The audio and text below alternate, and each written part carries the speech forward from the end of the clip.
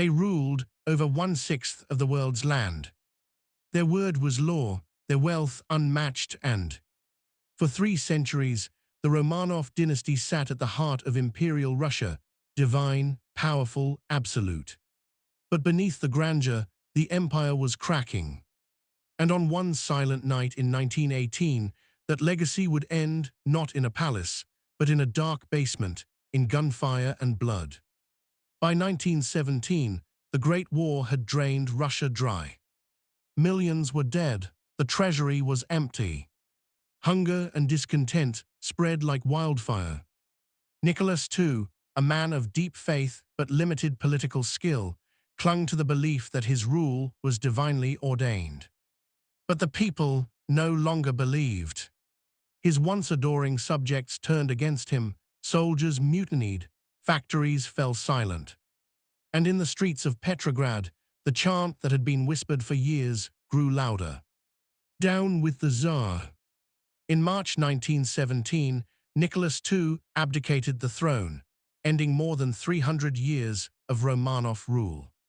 But for the family, abdication was not liberation. It was captivity. After his abdication, Nicholas was no longer Tsar, just a father, a husband, and a prisoner. The provisional government placed the family under house arrest. They spent their days reading, praying, and recording their lives in diaries that would one day become the final testimony of Imperial Russia. But the revolution outside grew darker.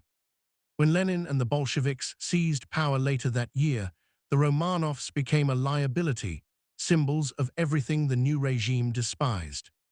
In April 1918, they were taken from their palace and sent east, far from the capital, far from hope, to Yekaterinburg.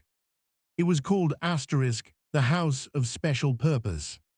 Here the Romanov family would live and die. Inside, the once royal family lived under constant watch. Their guards mocked them, listened through keyholes, and treated them as enemies of the state.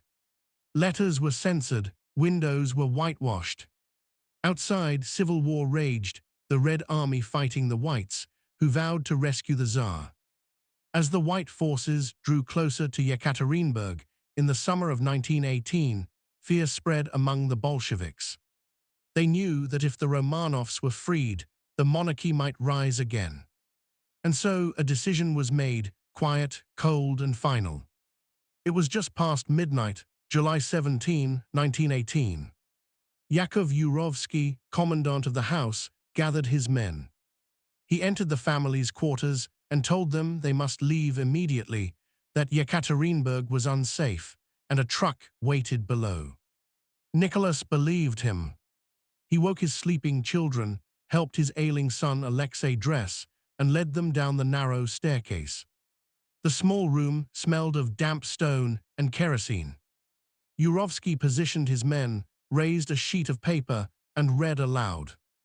In view of the fact that your relatives are continuing their attack on Soviet Russia, the Ural Executive Committee has decided to execute you.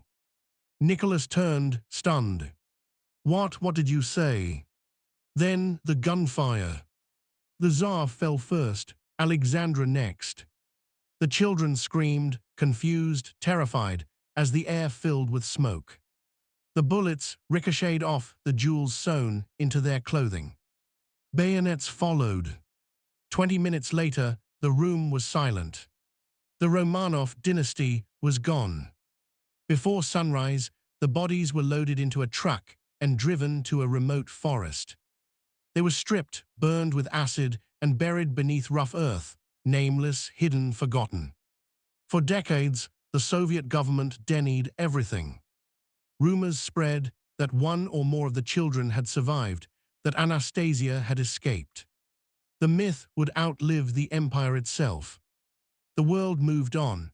The Romanovs became legend, ghosts of a vanished world, but history has a way of resurfacing. In 1991, after the fall of the Soviet Union, archaeologists uncovered a shallow grave near Yekaterinburg. DNA testing confirmed what the world had long suspected. The remains were those of the Tsar, the Tsarina, and 3 of their children. The final 2 were found years later. After 73 years of silence, the truth had finally been unearthed. In 2000, the Russian Orthodox Church canonized Nicholas II and his family as passion bearers, saints who met death with grace and faith. Today, their remains rest in the Peter and Paul Cathedral in St. Petersburg, laid to rest among the Tsars who came before them. That power, no matter how divine it seems, can crumble overnight. That empires, no matter how vast, can vanish in a single gunshot. And that history, no matter how deeply buried, always rises again. The Romanov family was executed on July 17, 1918. Their legacy endures as a symbol of faith. Don't forget to subscribe to this channel for historical documentary.